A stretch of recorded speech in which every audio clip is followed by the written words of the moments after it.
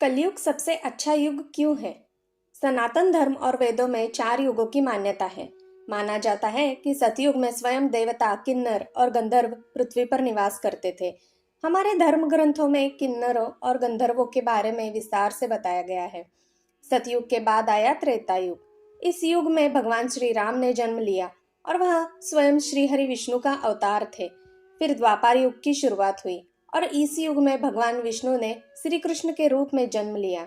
द्वापर युग में श्री कृष्ण ने जिस तरह की लीलाएं रची, उनके बारे में प्रबुद्ध लोगों का कहना है कि भगवान इन लीलाओं के जरिए मानव मात्र को कलयुग में जीवन यापन का पाठ पढ़ा रहे थे।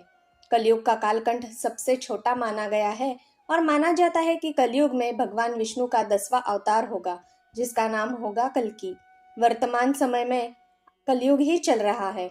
विष्णु पुराण में कलयुग के वर्णन करते हुए कहा गया है कि कलयुग में पाप इतना अधिक होगा कि सृष्टि का संतुलन बिगड़ जाएगा। कन्याएं 12 साल में ही गर्भवती होने लगेंगी।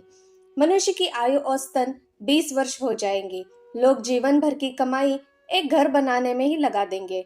इन सब के बावजूद जब पराशर ऋषि से सभी देवता ने पूछा कि सभी युगों में कौन सा सबसे बढ़िया है, तो ऋषि ने वेद व्यास जी के कथनों का जिक्र करते हुए समझाया कि सबसे उत्तम कलयुग है। आइए जाने व्यास जी ने विष्णु पुराण में क्यों कहा है कलयुग को धन्य और सबसे उत्तम। श्री वेद व्यास जी ने वेदों का वाचन किया और भगवान गणपति ने उनके अनुग्रह पर उन वचनों को लिखित रूप में प्रस्तुत किया। वेद व्यास जी को ही वेदों का रचनाकार माना जाता है। वेद व्यास जी से जुड़े एक पौराणिक कथा के अनुसार वेद व्यास जी ने सभी युगों में कलयुग को श्रेष्ठ युग माना है।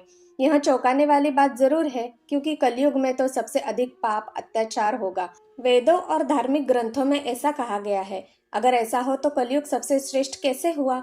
विष्णु पुराण में वर्णित एक घटना के अनुसार मुनिजनों और ऋषियों के साथ चर्चा करते हुए वेद व्यास जी कहते हैं, हे मुनिजन, सभी युगों में कलयुग ही सबसे श्रेष्ठ युग है, क्योंकि 10 वर्ष में जितना व्रत और तप करके कोई मनुष्य सतयुग में पुण्य प्राप्त करता है, त्रेता युग में वही पुण्य 1 साल के तप द्वारा प्राप्त किया जा सकता है।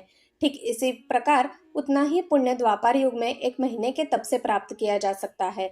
तो कलयुग में इतना ही बड़ा पुण्य मात्र 1 दिन के तप से प्राप्त किया जा सकता है। इस तरह व्रत और तप के फल की प्राप्ति के लिए कलयुग ही सबसे श्रेष्ठ समय है। जय श्री कृष्ण। धन्यवाद दोस्तों। मेरी सुनाई कहानियाँ अच्छी लग रही हो तो कृपया मेरे चैनल को जरूर सब्सक्राइब कीजिएगा।